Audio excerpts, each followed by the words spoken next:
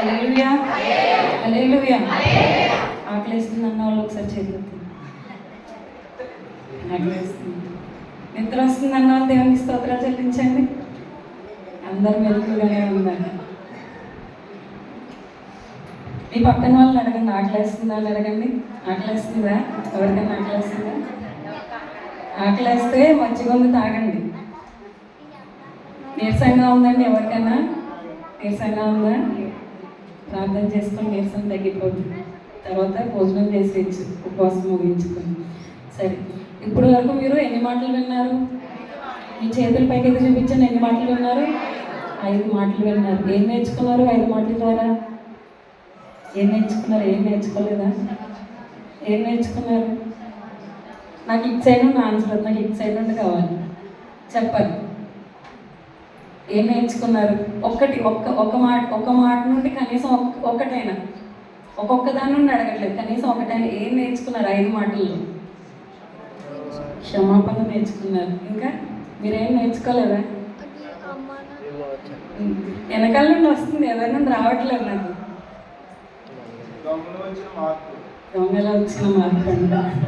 మరి మనలో ఏం మార్పు వస్తుంది? మనలో మార్పు వస్తుందా? ఓకే, అయితే విని విడిచిపెట్టే వారుగా కాకుండా ఏం చేయాలి? వింటున్న వాక్యాన్ని గ్రహించుకోవాలి. మనం ఆ వాక్యానుసారమైన జీవితం మనలో ఉండాలి. వినేస్తున్నాం, వెళ్ళిపోతున్నాం, లేదా ఫ్యాన్ కింద కూర్చుంటున్నాం, నిద్రపోతున్నాం, ఇది కాదు దేవునికి కావాల్సిన జీవితం. ఏం కావాలి? మనం వాక్యం ఏదైతే వింటున్నాం. ఇప్పుడు ఒక పిల్లోడు ఉన్నాడు, చిన్న పిల్లోడు ఉన్నాడు, 2 సంవత్సరాల పిల్లోడు. వాడు అన్నం తింటున్నాడు. తిన్న అన్నం ఒంటికి పట్టకపోతే వాడికి ఏమవుతుంది? బలంగా ఎదుగుతాడా? నడవగలుగుతాడా? వాడు నడవలేడు. మరి అలాంటప్పుడు మనం వాక్యం వింటున్నాము, శరీరానుసారమైన ఆహారం తీసుకుంటున్నప్పుడు శరీరానికి పట్టలేనప్పుడు పిల్లోడు బలంగా ఎదగలేకపోతున్నాడు. మరి మనం ఆత్మీయ ఆహారాన్ని సరిగ్గా తీసుకోలేనప్పుడు మరి మనం ఆత్మీయంగా ఎదగలుగుతామా? ఆత్మీయంగా నడవగలుగుతామా? మనం ఏం చేస్తుంది? సాతానికి మనం చోటిచ్చేస్తున్నాం. మనం ఏం చేస్తాం? భయపడిపోతూ ఉంటాం. దేవుడు మనకు అంత ధైర్యాన్ని ఇచ్చి ఆయన ప్రాణాన్ని ఇచ్చినప్పుడు మనం ఏం చేస్తూ ఉంటాం? దేవునికే స్థానం ఇవ్వం. మనం బలమైన ఆహారాన్ని తీసుకోం, ఆత్మీయమైన ఆహారాన్ని. అలా ఉండకూడదు. మీరు పాలు తాగు పిల్లల వల్లే ఉండకండి. ఎలా ఉండమంటున్నాడు?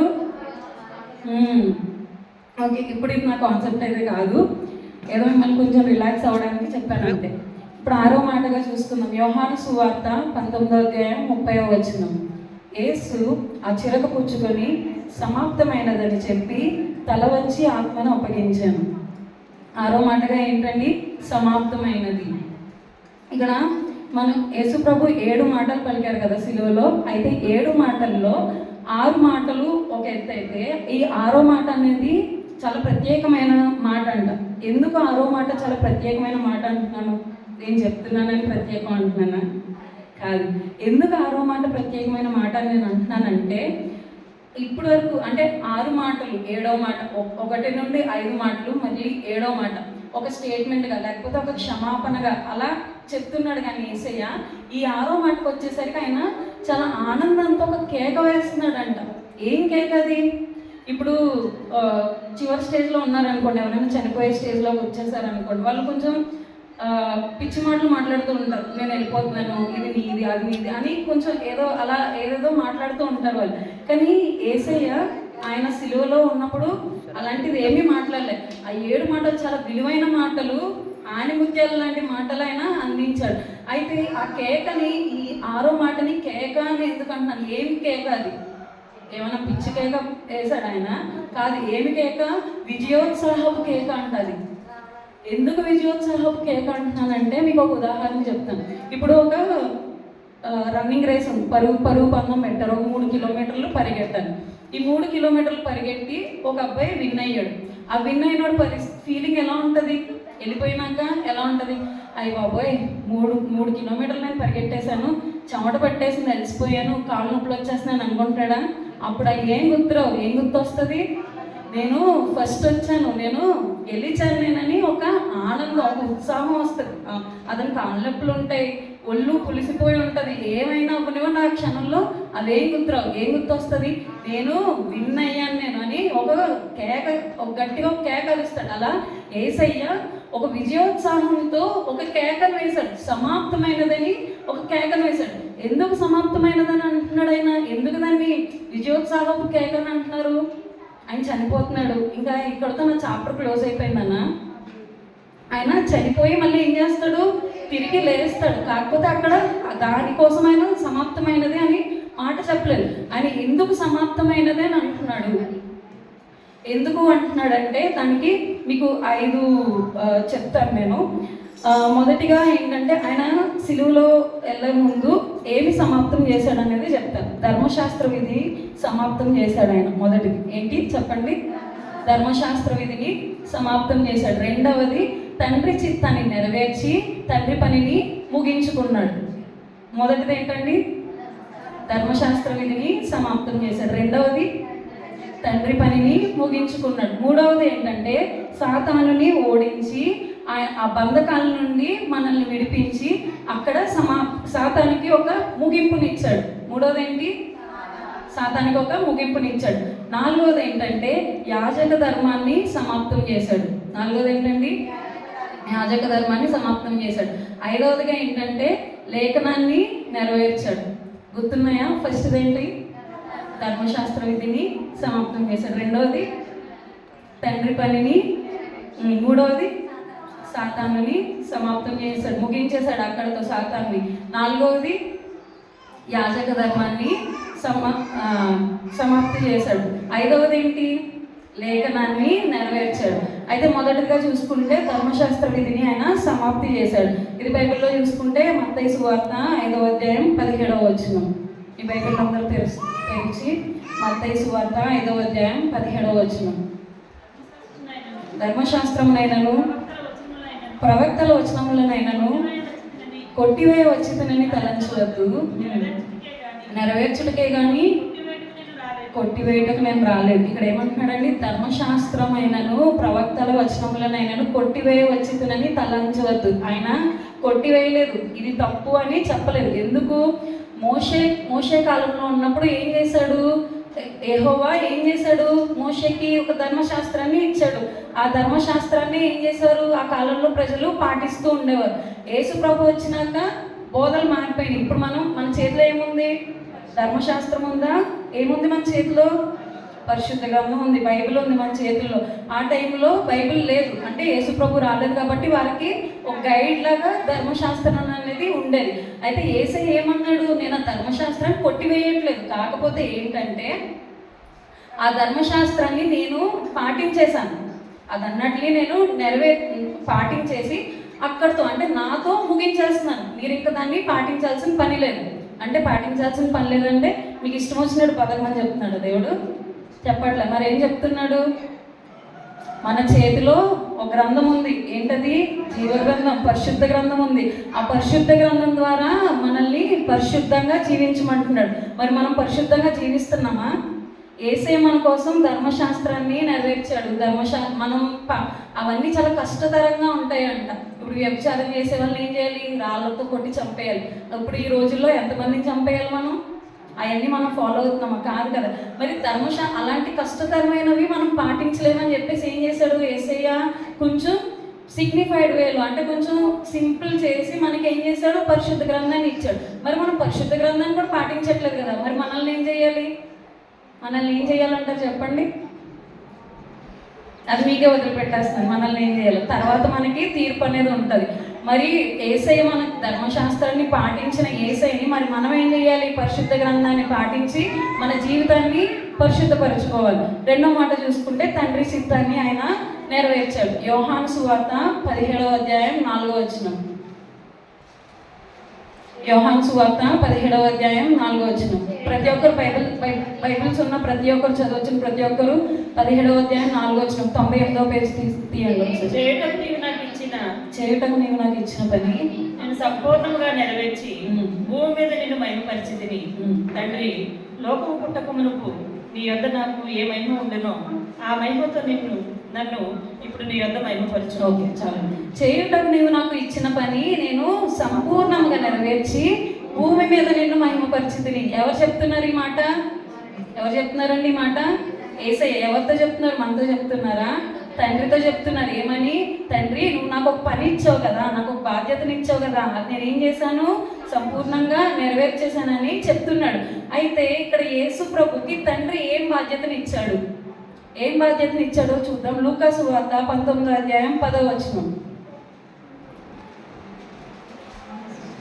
లూకా సువార్త 19వ అధ్యాయం 10వ వచనం. నశించిన దానిని వెతికి రక్షించుటకు మనుష్య కుమారుడు వచ్చినని అతనితో చెప్పాను. ఎందుకు వచ్చాడు? మనుష్య కుమారుడు ఎవరండి? ఇక్కడ ఈ వాక్యంలో మనుష్య కుమారుడు అని ఉంది. మనుష్య కుమారుడు అంటే ఎవరు? యేసు ప్రభు ఈ భూమి మీదకి ఎందుకు వచ్చాడు? నశించిపోతున్న దాన్ని వెతికి రక్షించుకోవడానికి యేసు ప్రభు ఈ భూమి మీదకి వచ్చాడు. అది తండ్రి యేసయ్యకి ఇచ్చిన బాధ్యత. మరి ఆ బాధ్యతను ఆయన నెరవేర్చలేదా? నెరవేర్చాడు. ఖచ్చితంగా ఆయన 100కి 1000% అయినా నెరవేర్చాడు. మనం చేస్తున్న పాపానికి, మనం చచ్చిన స్థితిలో మనం ఉన్నప్పుడు మనం ఏమైపోవాలి? నరకంలోకి వెళ్ళిపోవాలి. మనం అనేకమైన శిక్షలు మనం అనుభవించాలి. అలాంటిది యేసయ్య ఏం చేశాడు? ఆ శిక్షలు అన్నట్లు మనం అనుభవించక్కర్లేకుండా ఆయన ఏం చేశాడు?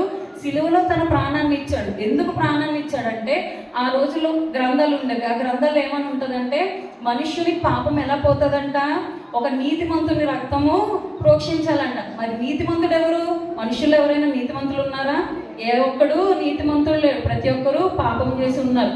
అయితే నీతిమంతుడు ఎవరు? దేవుడు ఒక్కడే నీతిమంతుడు. ఆయన మన పాపాలని కొట్టివేయడానికి ఏం చేశాడు? ఆయన మనుష్య రూపంలో వచ్చి మనందరి కోసం ఏం చేశాడు? తన ప్రాణాన్ని పణంగా పెట్టి రక్తాన్ని మన కొరకు కార్చాడు. అలాంటి యేసయ్య తన ప్రాణాన్ని పెట్టినప్పుడు మరి మనం మన పాపాలు వదిలిపెడుతున్నామా? వదిలిపెట్టట్లేదా? తిరిగి మళ్ళీ అదే పాపపు స్థితిలో ఉంటున్నామా? ఒకసారి మీరు ఆలోచన చేసుకోవాలి. మనం మన పాపాన్ని వదిలిపెడుతున్నామా లేదా ఇంకా స్టిల్ అదే పాపంలో నేను జీవిస్తున్నానా? అలా జీవిస్తున్నాను అనుకున్న వాళ్ళతో దేవుడు ఈరోజు మాట్లాడుతున్నాడు. ఆ పాపపు జోలికి మీరు వెళ్లకుండా దేవుడు ఏదైతే మీకు విడుదలని ఇచ్చాడో ఆ కట్టడల్ని, ఆ బంధకాలను మీరు తెంచుకుని దేవుని దగ్గరకు వస్తే, ఆ రక్తంలో కడగబడితే దేవుడు మీకు నిత్య జీవం ఇస్తాడని దేవుడు మీతో మాట్లాడుతున్నాడు. అయితే ఒకసారి మళ్ళీ యోహాన్ ఇందాక చదివిన మాటే, యోహాను సువార్త 17వ అధ్యాయం 4వ వచనం మళ్ళీ చదివితే, చేయుటకు నీవు నాకు ఇచ్చిన పని నేను సంపూర్ణంగా నెరవేర్చి, సంపూర్ణంగా అన్నాడా? లేకపోతే చేయుటకు నీవు నాకు ఇచ్చిన పని కొద్దిగానే నెరవేర్చాను అన్నాడు ఆయన? కొద్దిగా నెరవేర్చాను, లేకపోతే అంతా చేశాను కాకపోతే కొంచెం ఒక్క పని చేయలేదు తండ్రి అని అన్నాడు ఆయన. ఏమన్నాడు? సంపూర్ణంగా నెరవేర్చాడంట. ఇక్కడ ఇప్పుడు మనకి ఇస్తున్న పని మనం సంపూర్ణంగా చేస్తున్నామా లేదా అనేది చాలా ఇంపార్టెంట్. బైబిల్లో కూడా వాక్యం ఉంటుంది. ఏంటి? కార్యారంభం కంటే కార్యాంతం మేలు. ఇప్పుడు మనం ఒక పనిని మొదలు పెడతాం. ఆ పనిని మొదలు పెట్టినప్పుడు దాన్ని మనం ముగించే వారిగా ఉంటున్నామా లేదా అనేది చాలా ఇంపార్టెంట్. అది మనం ఆలోచన చేసుకోవాలి. అయితే ఒక చర్చ్లో పాస్టర్ గారు వాక్యం చెప్తున్నారు. చాలా ఆత్మపూర్ణులై చాలా ఉజ్జీవంతో వాక్యం చెప్తున్నాడు అనమాట ఆయన. ఆ వాక్యం చెప్తున్నప్పుడు అనేక మంది హృదయాలు కదిలించబడ్డాయి అంట. ఆ రోజు కదిలించబడినప్పుడు అందులో ఒక యవనస్తురాలు తన హృదయం బాగా కదిలించబడిపోయి ఆమె వెంటనే ఒక తీర్మానం తీసుకుందంట. ప్రభు, నేను ఇంకా పాపంలోకి వెళ్ళను, నేను ఇక్కడి నుండి నీ బిడ్డని నేను నూతనంగా బ్రతుకుతానని నేను తీర్మానం తీసుకుంది.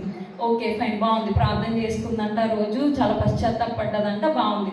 మొదటి రోజు దేవునికి ఇష్టకరంగా చాలా బాగా బ్రతికింది. రెండో రోజు గడిచింది, మూడో రోజు గడిచింది. అలా ఆదివారం నుండి శనివారం వరకు చాలా బాగా గడిచిందంట. మళ్ళీ మరుసటి ఆదివారం పాస్టర్ గారు ఇంకో వాక్యం చెప్పారంట. ఈ వాక్యం విని ఈ అమ్మాయి ఏం చేసింది? ఆ తీర్మానం తీసుకుంది, అక్కడితో వదిలేసిందంట. అమ్మాయి వదిలేసి ఇప్పుడు అమ్మాయి ఏం చేస్తుంది? మళ్ళీ యథాస్థానంలోకి వెళ్ళిపోయి ఏదైతే పాపం చేస్తుందో మళ్ళీ అదే జీవితం జీవిస్తూ ఉంటుందంట. మనం ఏవైతే తీర్మానాలు తీసుకుంటున్నామో, ఏవైతే పని చేయాలని మనం పూనుకుంటున్నామో దాన్ని మనం పూర్తి చేసేంత వరకు వదిలిపెట్టకూడదు. మనం ఇప్పుడు పని ఎవరైనా మొదలు పెడతారని, ఇప్పుడు బిల్డింగ్ కట్టడానికి పునాదులు వేస్తారు. పునాదులు వేసేసి ఎన్ని స్థలాలు వదిలిపెట్టేశారు. అలాగా ఆ పునాది వేసి దాని బిల్డింగ్ కడితేనే కదా దాని అందం తెలుస్తుంది మనకి. మనం కూడా ఏం చేయాలి? పునాది వేసి వదిలేయకూడదు. దాన్ని ఏం చేయాలి? దానికి ఒక రూపుని దిద్దాలి. ఒక బిల్డింగ్లో తయారు చేస్తేనే ఏమవుతుంది? దానికి అందం వస్తుంది. లేకపోతే ఒక పని స్టార్ట్ చేసి, ప్రభా నేను ఇది చేసేస్తాను ప్రభా, ఈ రోజు నుండి ప్రభా నేను చర్చ్లో ఈ పని చేసేస్తాను అనేసి అంటారు. మిమ్మల్ని నేను ఎవరిని విమర్శించట్లేదు. నేను చర్చ్లో ఈ పని చేస్తాను ప్రభా అని అనుకుంటాను. నెల రోజులు చేస్తారు. తర్వాత ఎవరితోనో మనస్పర్ధలు వస్తాయి. ఏం చేస్తారు? పని చేయడం మానేస్తారు. అంటే మీకు గొడవ మీ సహోదరితోనా దేవునితోనా? సహోదరితో గొడవ అయితే మరి దేవుని పని ఎందుకు వదిలిపెడుతున్నారు కదా? మరి మనం ఒక పని పూనుకున్నామంటే అది ఏం చేయాలి? కష్టం వచ్చినా నష్టం వచ్చినా నీ చివరి ఆఖరి బొట్టు వరకు ఏం చేయాలి? మనం ఆ పని చేస్తూనే ఉండాలి. ఏ విధంగా అయినా సరే ఆ పని మనం చేస్తూ ఉండాలి. దేవుడు మనకి ఇచ్చిన బాధ్యతలు, ఇప్పుడు యేసయ్య చాలా కష్టంగా, ఇప్పుడు ఆయన దగ్గరికి చాలామంది వచ్చేవారు. ఏమని? నాకు స్వస్థతనివ్వు యేసయ్య అని చెప్పేసి, లేకపోతే నా కుమార్తెకి దయ్యం పట్టింది విడుదలనివ్వు అలా, లేకపోతే యేసయ్యని శోధించడానికి అలా అనేక మంది ఆయన చుట్టూ అనేక మంది ఉంటుండేవారు. అంత బిజీగా ఉన్న యేసయ్య కూడా ఏం చేశాడు? ఇప్పుడు లోకంలోకి వచ్చాడు కదా యేసయ్య. లోకంలోకి వచ్చి ఇప్పుడు చాలామంది ఏం చేస్తారు? రక్షింపబడతారు. రక్షించబడిన వాళ్ళు ఏం చేస్తారు? కొన్ని రోజులు బాగానే ఉంటారు, స్టార్టింగ్ చాలా ఉజ్జీవంగా చాలా బాగుంటారు. తర్వాత ఏమవుతారు? వారిలో ఆ వేడి చల్లారిపోయి మళ్ళీ ఏం చేస్తారు? మళ్ళీ లోకంలోనే బ్రతుకుతారు. వాళ్ళకి బాప్తిజం ఎందుకు తీసుకున్నారో తెలియదు, రక్షణ ఎందుకు పొందుకున్నారో తెలియదు, మళ్ళీ పాత బ్రతికే బ్రతుకుతూ ఉంటారు. అది కాదు, ఇప్పుడు యేసయ్య లోకానికి వచ్చాడు. మరి లోకానికి వచ్చినప్పుడు ఆయన పాపం చేయొచ్చు కదా. మరి ఆయన మనిషి అవతారంలోనే కదా ఉన్నాడు. ఆయన ఎక్కడైనా పాపం చేశాడా? ఎక్కడైనా ఏదైనా పడిపోయాడైనా? లేదు, పడిపోలేదు. ఆయన స్టార్టింగ్ నుండి ఎండింగ్ వరకు ఏం చేశాడు? ఆయన చాలా పరిశుద్ధంగా జీవించాడు. మధ్యలో ఇంకా ఏంటంటే తండ్రి తనకి ఏదైతే బాధ్యతను అప్పగించాడో ఆ బాధ్యతని ఆయన మర్చిపోలేదు. ఒకవేళ మధ్యలో ఏమన్నా తండ్రి వచ్చి కుమారుడా నీకు ఈ బాధ్యతని ఇచ్చాను కదా గుర్తుందా అని అడిగాడా? ఎక్కడన్నా బైబిల్లో అలా ఉందా? లేదు. ఆయనకి తెలుసు ఆయన బాధ్యతలు ఏంటో తెలుసు. ఆయన భూమి మీదకి ఎందుకు వచ్చాడో కూడా ఆయనకి తెలుసు.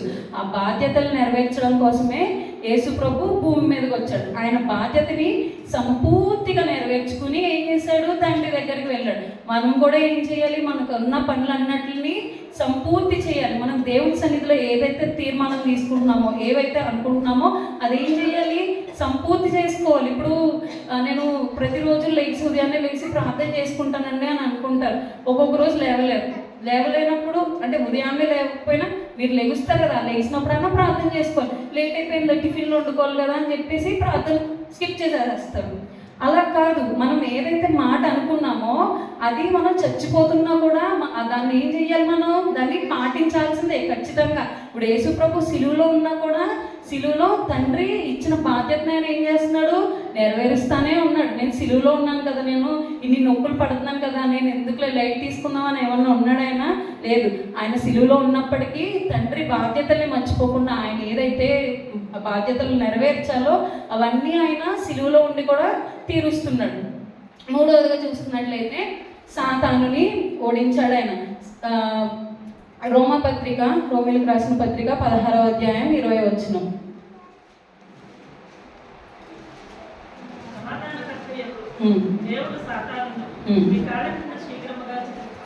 సాతాన్ని ఏం చేశాడంటండి యేసయ్య? మన కాళ్ళ కింద శీఘ్రముగా అనగదొక్కాడంట.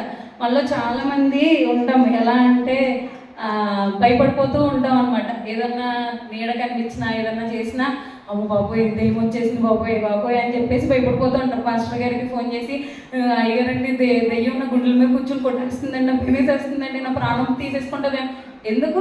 మనకెందుకు భయం? దెయ్యం అంటే ఎందుకు భయం? అసలు దేవుడు ఏమన్నాడు? సాతాన్నే నా కాళ్ళ క్రింద అనగిద్రొక్కాను అన్నప్పుడు నువ్వు దెయ్యానికి ఎందుకు భయపడుతున్నావు? ఏం చేయాలి? నువ్వు యేసు నామంలో పో అని గద్దించాలి. మా ప్రైజం ఉంది కదా, మా ప్రైజంని మేము ఊరినే భయపెట్టడానికి దెయ్యంలాగా అని అలా భయపెడతాం. అప్పుడు ఏమంటారు తెలుసా? ప్రైజీ యేసు నామంలో పో అంటారు.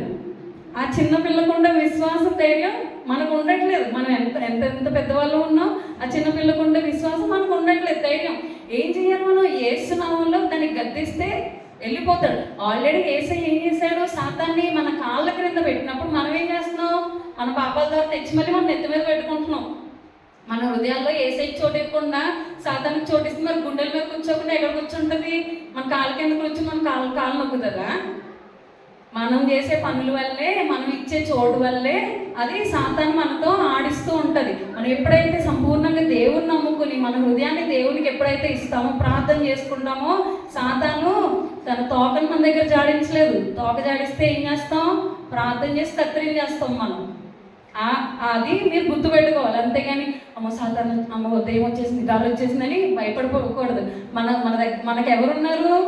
సృష్టికర్త అయినా దేవుడు ఉన్నాడు. దేవుడు ఉన్నప్పుడు మనకు భయపడాల్సిన పని ఏమాత్రం లేదు. సాతాన్ని యేసే సిలువలోనే ఓడించేశాడు. ఓడించినప్పుడు మనం ఏం చేయాలి? మనకి విజయం వచ్చింది కదా, మరి మనకి విజయం వచ్చినప్పుడు మనం భయపడకూడదు. మనమే ఏం చేయాలి? యేసునామంలో దాన్ని గద్దించాలి.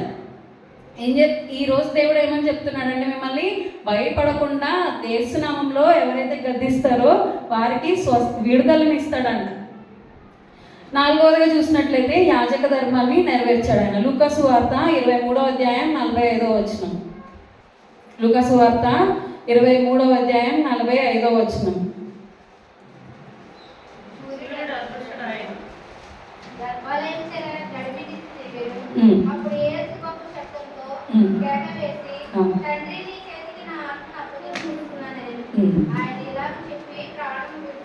చాలండి. ఇక్కడ యాజక ధర్మాన్ని నెరవేర్చాడని చెప్తున్నా కదా. అయితే యాజక ధర్మం ఏంటంటే పూర్వ దినాల్లో ఎలా ఉండేదంటే, ఇప్పుడు మనం అంటే ప్రతి ఒక్కరం ప్రార్థన చేసుకున్నాం. ఆ టైంలో ఎలా ఉండేదంటే, ఇప్పుడు ఎవరైనా ఏదైనా బలి ఇవ్వాలి అంటే, ఇప్పుడు మీరు బియ్యం తీసుకొస్తున్నారు, మీ దగ్గర ఉండే దశంభాగాన్ని తీసుకొచ్చి ఎవరికి ఇస్తున్నారు?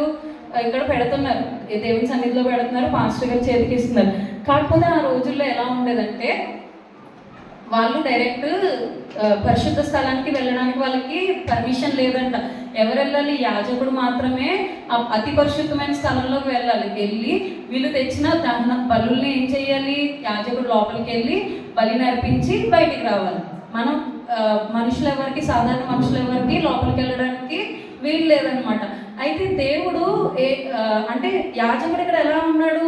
తండ్రికి అంటే దేవునికి మనకి మధ్యలో ఒక మధ్యవర్తిగా ఉన్నాడు. అయితే దేవుడు ఏం చేశాడు? నాకు మధ్యవర్తులు ఎవరు వద్దు, నా బిడ్డలే నాతో కలవాలి. ఇప్పుడు మన పిల్లలు ఉన్నారనుకోండి, మన పిల్లలకి ఏమన్నా కావాలనుకోండి, ఇప్పుడు ఆకలేస్తుంది అనుకోండి, పక్కింటి ఆవిడ దగ్గరికి వెళ్ళి ఆంటీ నాకు ఆకలేస్తుంది మా మమ్మీకి చెప్పాలని కదా, లేకపోతే మన దగ్గరికి డైరెక్ట్ వచ్చి మమ్మీ నాకు ఆకలేస్తుందని చెప్పుద్దా? చెప్పండి, సమాధానం చెప్పండి. పురుషులు నిద్ర వచ్చేస్తుంది, అప్పుడే 3 అయిపోయింది, చెప్పండి. మీకు ఇప్పుడు మీ పిల్లలకి ఆకలేసింది అనుకోండి, మీ పిల్లలు ఇంటి పక్కన వాళ్ళ దగ్గరికి వెళ్ళి చెప్తారా, మీకు వచ్చి చెప్తారా? మీకే చెప్తారు కదా. అయితే మరి ఇక్కడ పూర్వకాలంలో మరి ఎలా ఉండేది? యాజకుడు అనే ఒక ఆయన దేవునికి మనకి మధ్యలో ఒక మధ్యవర్తిగా, అంటే అడ్డుకోవడానికి కాదు కానీ మధ్యవర్తిగా ఉండేవాడు. దేవునికి అది ఇష్టం లేదు. దేవునికి ఏం కావాలి? డైరెక్ట్ మనతోనే కాంటాక్ట్ అవుతాడంట, మనతోనే మాట్లాడతాడంట. అయితే ఆ యాజక ధర్మాన్ని అనేది కొట్టివేయలేదు కానీ ఆయన అక్కడితో నెరవేర్చి దాన్ని అక్కడితో ముగించేశాడు. మరి అప్పటి నుండి ఏం జరుగుతుంది? మనం ప్రార్థన చేస్తుంటే దేవుడు మనతో మాట్లాడుతున్నాడా? మాట్లాడట్లేదంటే మనం నిజంగా ప్రార్థన చేయట్లేదని అర్థం. మనలోనే తప్పు ఉంది అక్కడ. ఇప్పుడు మనం ప్రార్థన చేస్తున్నప్పుడు పట్టుదలగా ప్రార్థన చేస్తున్నారు అనుకోండి, ఖచ్చితంగా దేవుడు మనతో ఏదో ఒక విధంగా మాట్లాడతాడు. అదే మనతో మాట్లాడట్లేదు అనుకోండి, ఇంకా టైం తీసుకుంటాడు. దేవుడు మిమ్మల్ని పరీక్షిస్తూ ఉంటాడు. ఎంతసేపు ప్రార్థన చేస్తుందో నా బిడ్డ అని చెప్పేసి చూస్తూ ఉంటాడు, పరీక్షిస్తాడు. ఆ పరీక్ష టైంలో మనం ఏం చేస్తాం? నాకు ఆన్సర్ రావట్లేదని చెప్పేసి ఏం చేస్తాం? అక్కడే వదిలిపెట్టేస్తాం, ప్రార్థనను వదిలిపెట్టేస్తాం. అయితే దేవుడు టైం తీసుకున్నప్పటికీ మనం పూర్ణ హృదయంతో మన హృదయాన్ని అంతటినీ కుమ్మరించేసి ఆయనకి ప్రార్థన చేస్తున్నప్పుడు, ఆయనకి ఆరాధన చేస్తున్నప్పుడు ఆయన మనతో మాట్లాడతాడంట.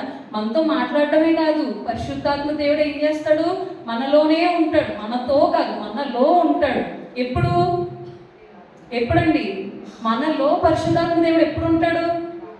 మనం పూర్ణ హృదయంతో మన హృదయాన్ని అంతటినీ కుమ్మరించేసామనుకోండి, లేదు నా హృదయంలో చిన్న చోటు పక్కన కొంచెం బంగారానికి ఇస్తానండి అని అంటే ఉంటాడా దేవుడు? మన హృదయాన్ని అంతటి పూర్ణ హృదయాన్ని దేవునికి ఇచ్చేస్తే ఏం చేస్తాడంట? పరిశుద్ధాత్మ దేవుడు మనలో నివసిస్తాడంట. అలా నివసించగలిగే భాగ్యం మనకు ఉండాలి. అట్టి పరిశుద్ధ జీవితం మనలో ఉండాలి. అయితే 5వదిగా చూసినట్లయితే లేఖనముల నెరవేర్పు. యోహాను సువార్త 19వ అధ్యాయం 28వ వచనం.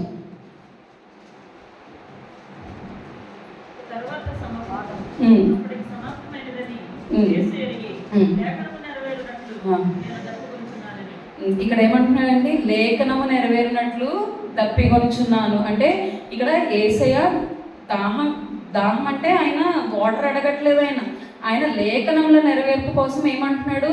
నేను దప్పికొనుచున్నాను, నాకు దాహం వేస్తుంది అని అంటున్నాడు. లేఖనాల్లో ఆయన లేఖనాల్ని నెరవేర్చడానికి ఆయన ఏమంటున్నాడు, నేను దప్పికొంచున్నాను అని చెప్తున్నాడు. సరే, నేను ముగించేస్తున్నాను.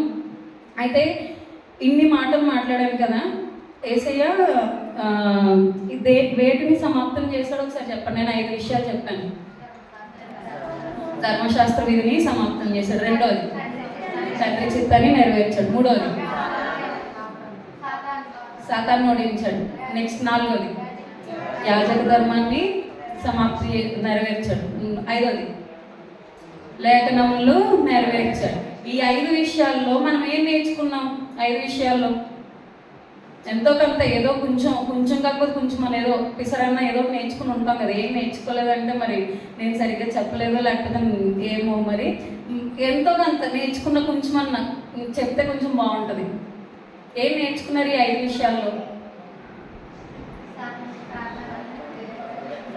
ఈజీ పాయింట్ చెప్పేశారు. మీరు చెప్పండి ఒక పాయింట్ చెప్పండి. ఏం నేర్చుకున్నారు? ఏమీ నేర్చుకోలేదా? పడుకున్నారా? చెప్పండి, ఏం నేర్చుకున్నారు? చెప్పాలి.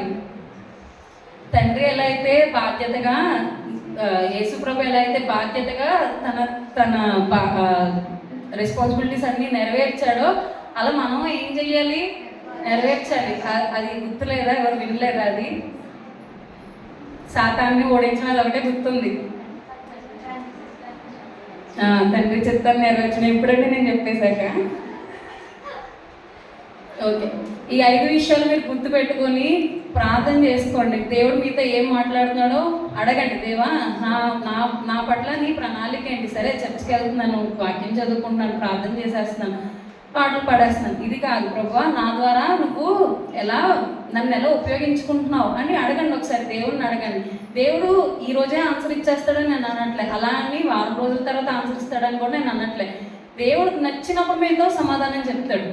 ఖచ్చితంగా మీరు అడిగితే, మీరు హృదయపూర్వకంగా, మీరు చాలా నమ్మకంగా వెళ్ళి విశ్వాసంతో దేవునితో మాట్లాడితే దేవుడు మీకు ఖచ్చితంగా సమాధానం అయితే తిరిగి ఇస్తాడు. పొందుకున్న వాళ్ళు మళ్ళీ తిరిగి వచ్చి దేవుని సన్నిధిలో సాక్ష్యం చెప్తారు కూడా. నమ్మిన వాళ్ళు ఆమె చెప్పండి. సరే, నేను ముగించేస్తున్నాను. అయితే యేసు ప్రభు ఆయన సిలువకి వెళ్ళక ముందు వరకు ఆయన తండ్రి చెప్పింది ఏంటి? ప్రతి ఒక్కటి ఆయన సిలువలో ప్రతిదీ నెరవేర్చేశాడు. ఆయన ఏ ఒక్కటి బాకీ లేదు, ఏది పెండింగ్ లేదు ఆయన దగ్గర, ప్రతిదీ నెరవేర్చేశాడు. కాకపోతే ఆయన ఒకటి మాత్రం కోరుకుంటున్నాడు. ఏంటి? అది మన దగ్గర నుండి కోరుకుంటున్నాడు. ఏం కోరుకుంటున్నాడు? సిలువలో ఆయన రక్తాన్ని, తన ప్రాణాన్ని పెట్టి రక్తాన్ని కార్చి మనకేమిచ్చాడు? రక్షణ ఇచ్చాడు. ఆ రక్షణని ఏం చేస్తున్నాడు ఆయన? మనం పొందుకుని విశ్వాసం అనే జీవితం ద్వారా జీవించమని దేవుడు కోరుకుంటున్నాడు. మనం ఆల్రెడీ రక్షణ పొందుకున్న వారమైతే మనం ఏం చేయాలి? రక్షణ లేని వారిని రక్షణలోకి నడిపించాలి. యేసయ్య ఈ లోకానికి ఎందుకు వచ్చాడు?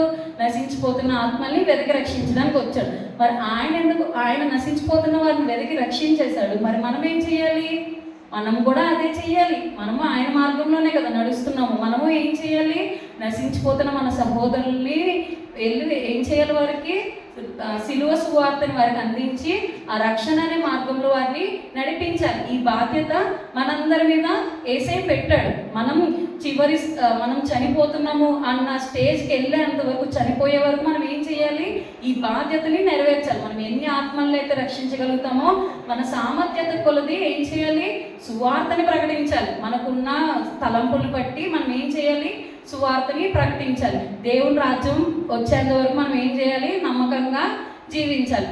ఈ వాక్యం ద్వారా ఎవరైతే ప్రేరేపించబడినారో ఒక రెండు నిమిషాలు మీ హృదయాల్లో ప్రార్థన చేసుకోండి. ఒకసారి మోకరించినట్లయితే ఒకసారి ప్రార్థన చేసుకుందాం. మీ జీవితాల్లో ఏదైతే మీరు దేవుని సన్నిధిలో తీర్మానం చేసుకుని అది చేయలేకపోయి ఉన్నారు, ప్రభువా ఇప్పుడే అయ్యా తండ్రి ఆ తీర్మానాన్ని నేను నెరవేర్చడానికి సహాయం చేయండి అని దేవుని యొద్ద నుండి మీరు సహాయాన్ని కోరుకోండి. మౌనంగా ఉండకండి. మీరు దేవుని యొద్ద మొరపెట్టండి. దేవుడు మీకు సహాయం చేస్తాడు. మీరు నేర్చుకున్న వాక్యం ద్వారా మీరు ప్రార్థన చేయండి. దేవుడు మీతో మాట్లాడడానికి ఇష్టపడుతున్నాడు. కాకపోతే మీరు దేవుని యొద్దకి రాలేకపోతున్నారు. ఒకసారి మీరు దేవుని అడగండి. ప్రభువా నాతో మాట్లాడండి ప్రభువా, మీరు మాట్లాడతారంట కదయ్యా, నాతో మాట్లాడండి అయ్యా, మీ స్వరాన్ని వినిపించండి, లేకపోతే నాతో ఏదో ఒక విధంగా మాట్లాడండి అయ్యా అని ఒకసారి మీరు పశ్చాత్తాపంతో ఒకసారి ఆయన యొద్ద మొరపెట్టుకోండి. ప్రభా నేను ఇప్పటివరకు పాపంలో బ్రతికి ఉన్నానయ్యా తండ్రి, ఈ రక్తం ద్వారా అయా తండ్రి నన్ను పరిశుద్ధపరచండి అయ్యా తండ్రి. తిరిగి ఆ పాపపు జీవితంలోకి వెళ్ళకుండా అయా తండ్రి మీరు నాకు బలాన్ని ఇవ్వండి అయ్యా తండ్రి. ఆత్మీయమైన బలమైన ఆహారాన్ని మాకు ఇవ్వండి అయ్యా. ప్రార్థన చేద్దాం ప్రతి ఒక్కరు. ప్రభా మీకే వందనాలయ్యా. స్తోత్రం తండ్రి, స్తోత్రం తండ్రి, స్తోత్రం తండ్రి. నా చేతులు చేసిన పాపానికై, నా పాదాలు నడచిన వంకర త్రోవలకై, నా